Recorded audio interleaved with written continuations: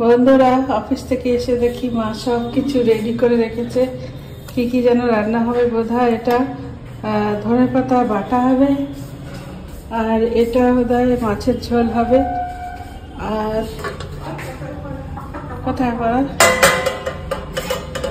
এই যে অলরেডি পাতার বড়া করে রেখেছে। এই যে আর করব ইলিশ মাছ। ইলিশ মাছ আমি ভালো খাই, সঙ্গে মিষ্টিও, আর মা তো বটেই। চলুন তাহলে রান্নাটা বসিয়ে দিই।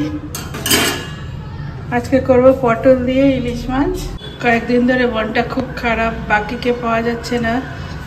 বাকিকে তো আপনারা চেনেনি, পাশের পাড়ার কুকুররা এসে ওদের তাড়িয়ে দিয়েছে। আমি তো ছিলাম না, তাই পরে শুনলাম। খোঁজাখুঁজি করছি, আশা করি খুব তাড়াতাড়ি পাবো।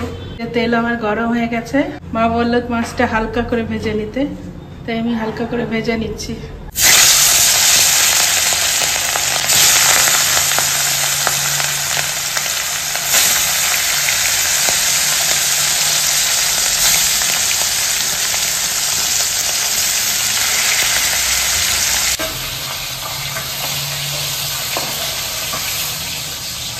অনেকে ইলিশ মাছ সর্ষে দিয়ে করে, আমার ওটা অতটা ভালো লাগে না, আমার প্লেনটাই ভালো লাগে।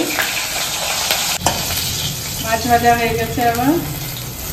আজকে অনেকটা বেলা হয়ে গেছে, তাই তাড়াহুড়া করছি প্রায়। এই যে কালো জিরে দিয়ে দিলাম, এবার দিয়ে দেবো আলুগুলো।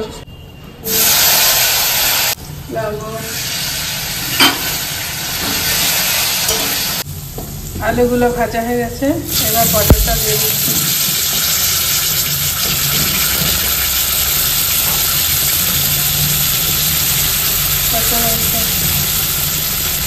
এখন একটু হলুদ আর সামান্য জিরে গুঁড়ো দেবো।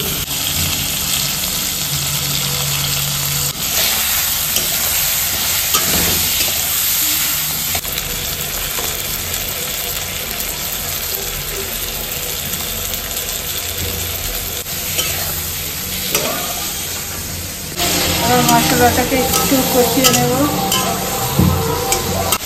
কষানো হয়ে গেছে, এবার জলটা দিয়ে দিই।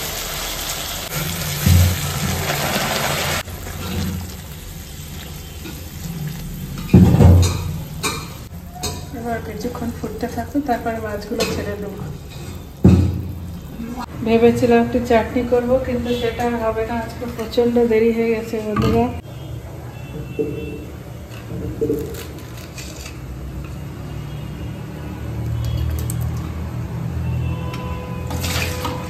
ছোট ছোট করে কাটলে সুবিধা হবে।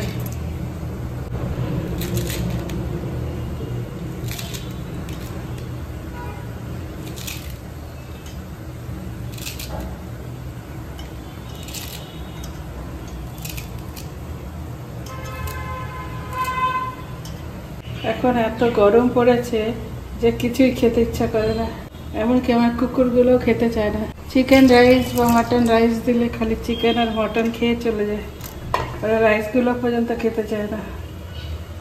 সব গরমে এরকম হয়েছে, ওদের স্বাস্থ্য নিয়ে আমি চিন্তায় আছি। যাক হয়ে গেছে, এবার ঝোলটা হয়ে গেলেই আমি ধনেপাতাটা করে খেতে বসে যাব। দেখি ঝোলটা কত দূর হয়েছে।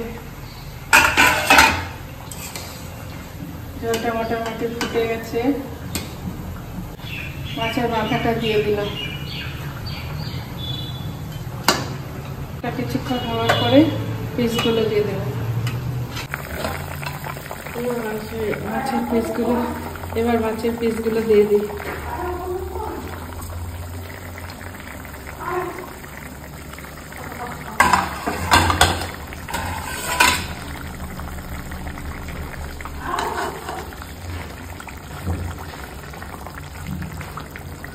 আমার হয়ে গেছে, এবার উপর থেকে কয়েকটা কাঁচা লঙ্কা দিয়ে দিই। যেহেতু আমি ঝাল খুব পছন্দ করি, খাওয়া যাবে। মাছের ঝোলটা আমার হয়ে গেছে, এবার ধনেপাতাটা করে নেব। বন্ধুরা আমার ধনেপাতা বাটা হয়ে গেছে, ধনেপাতা বেটে নিয়েছি।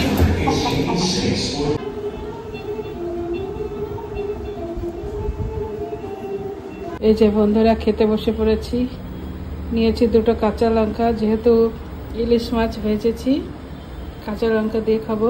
সকালে মা পাট শাকের বড়া করেছিল, সেটা রেখে দিয়েছিল আমার জন্য, ওটা একটা নিয়েছি আর বাকিটা মার জন্য রেখে দিয়েছি। ধনেপাতা বাটা যেটা বাটলাম আর মাছের ঝোল। ঠিক আছে, খেয়ে নিই তাহলে। আজকের ভিডিওটা বড় করলাম না, দেখা হবে আরেকটি ব্লগে।